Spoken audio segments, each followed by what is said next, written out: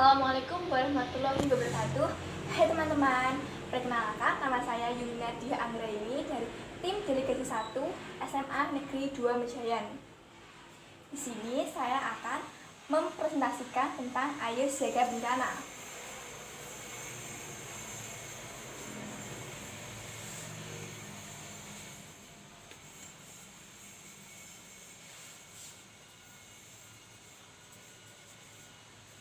Nah, dalam kehidupan kita sehari-hari, kita tidak asing dengan kata istilah bencana.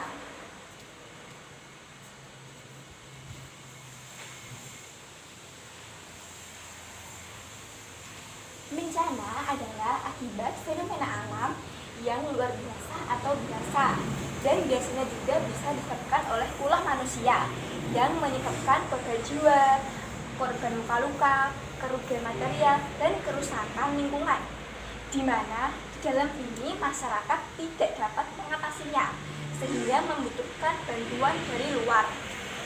Kemudian bencana ini tergolong menjadi 5 golongan, yaitu yang pertama, akibat bencana.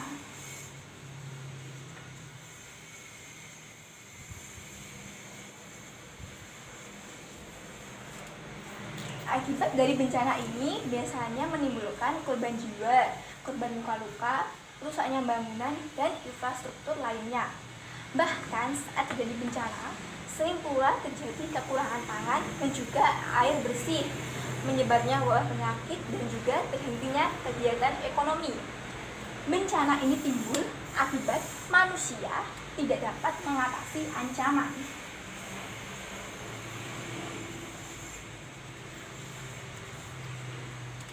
Apa itu ancaman?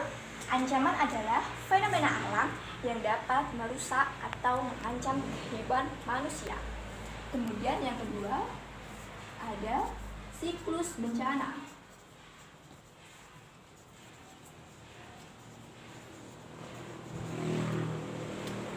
Siklus bencana yaitu pada saat sebelum terjadinya bencana atau pra-bencana, dan sesaat atau sesudah terjadinya bencana atau pasca bencana.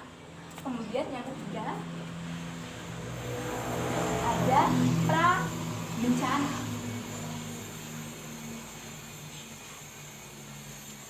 Pra-bencana ini tersendiri terbagi menjadi 2. Yang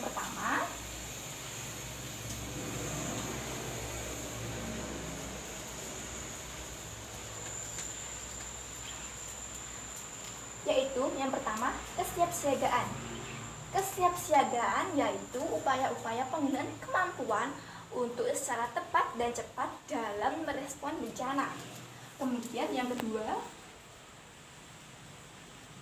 ada mitigasi. Mitigasi adalah upaya-upaya untuk mengurangi ancaman dari bencana. Kemudian yang keempat, ada saat bencana.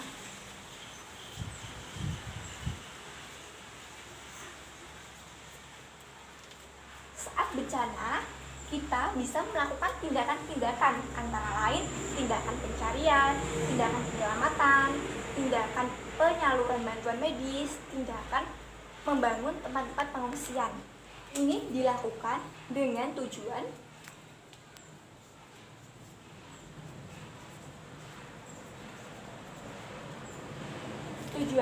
yaitu menyelamatkan kelangsungan hidup manusia, yang kedua mengurangi kerugian dari korban bencana, dan yang ketiga adalah mengurangi dari kerugian fisik dan juga mental. Kemudian yang kelima, ada setelah bencana.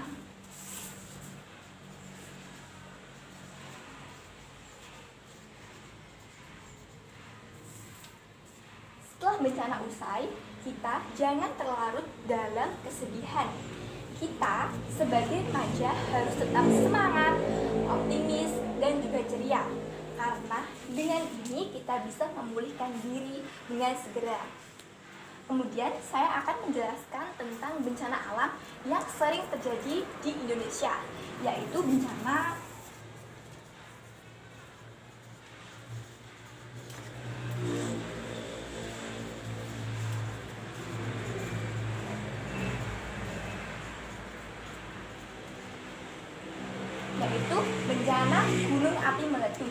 Bencana ini sering terjadi di negara kita, yaitu Indonesia, karena Indonesia terletak pada pertemuan 3 lapisan kerak bumi, yaitu yang pertama lapisan lempeng Eurasia, yang kedua lempeng Pasifik, dan yang ketiga lempeng Indo-Australia, di mana ketiga lempeng tersebut bergerak dengan arah yang berlawanan.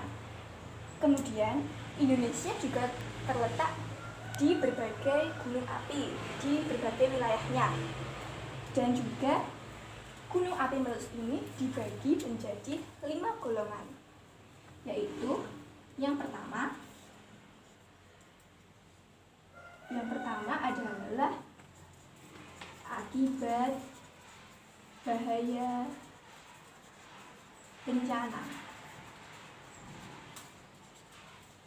Nah, akibat bahaya bencana ini timbul karena material yang dikeluarkannya berupa benda padat, cair, gas, atau benda campuran lainnya, sehingga bahaya ini sangat mengancam bagi kehidupan manusia.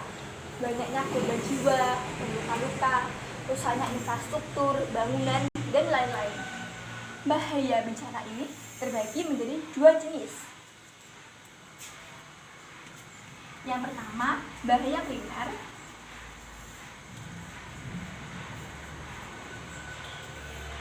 atau bahaya langsung, dan yang kedua, bahaya sekunder atau bahaya tidak langsung. Kemudian yang kedua ada langkah aman dalam gunung api.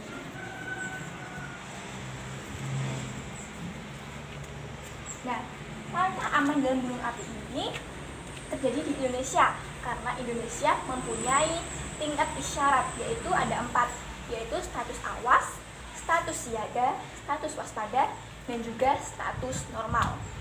Kemudian yang ketiga, saat terjadi bencana tersebut.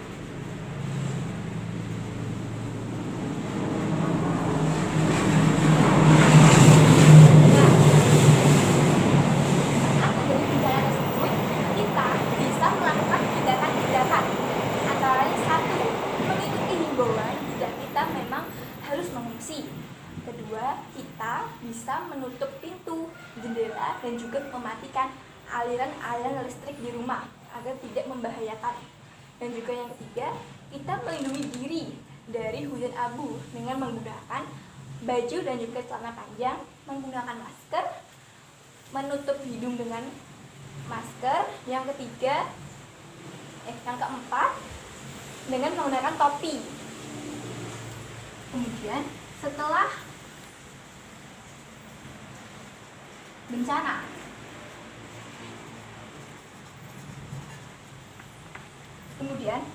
setelah bencana ini usai, jika kita mengungsi, kita bisa kembali ke rumah dengan catatan rumah sudah dinyatakan benar-benar aman. Yang kedua, membersihkan rumah dari timbulan abu, karena timbulan abu dapat meruntuhkan rumah. Dan yang ketiga, tetap melindungi diri, terutama mata dan juga hidung. Dan yang keempat adalah saling tolong dan juga saling mengingatkan tetangga, terutama anak-anak, orang cacat, dan juga orang yang lanjut usia. Dalam keempat golongan ini terdapat manfaat dalam gunung api. Manfaat.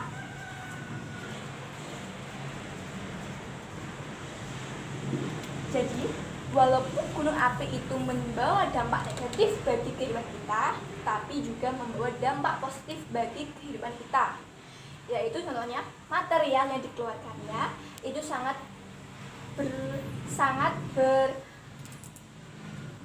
yaitu material yang dikeluarkannya dapat digunakan untuk kehidupan manusia, kehidupan penduduk yang tinggal di sekitar gunung tersebut. Dan juga material yang dikandung dapat dimanfaatkan sebagai bahan bangunan dan juga material. Dan juga di sekitar gunung atau di sekitar lereng gunung itu terdapat energi panas. Energi panas bumi itu dapat dimanfaatkan sebagai kehidupan sehari-hari kita. Demikian penjelasan dari saya. Jika ada kesalahan dan dalam pengucapan, mohon dimaafkan. Wassalamualaikum warahmatullahi wabarakatuh. Terima kasih.